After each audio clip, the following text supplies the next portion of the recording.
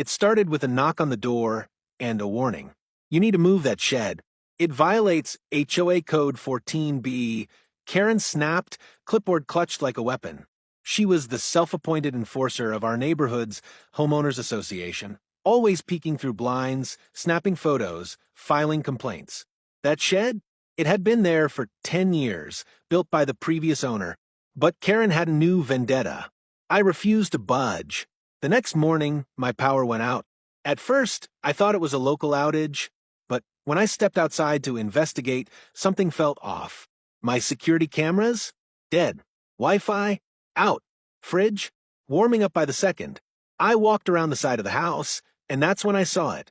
Cables. Thick, black, freshly severed. My power line had been cut, and zip-tied to the line? A note. Non-compliance has consequences. HOA. I laughed in disbelief until I saw her.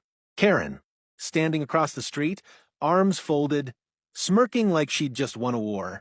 I shouted. She just turned and walked away. Furious, I called the power company. They were already flooded with calls from the entire neighborhood.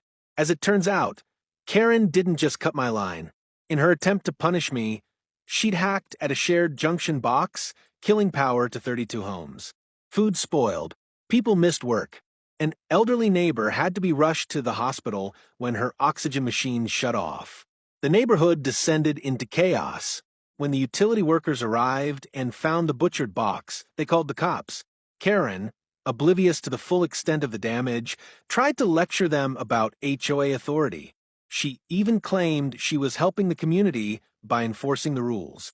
They cuffed her on the spot. Turns out, tampering with utility equipment is a felony. The footage from one neighbor's Ring camera sealed her fate. There she was, 2 a.m., bolt cutters in hand, hacking like a lunatic. The neighborhood turned on her overnight.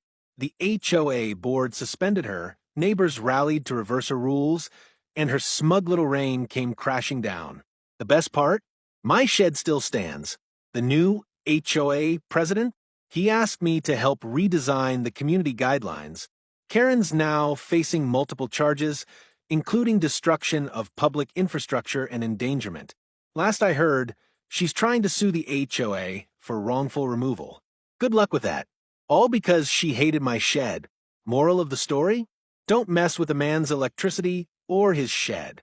Every neighborhood hides a secret, and I'm here to tell them all. If you love real emotional stories, subscribe now and join the journey.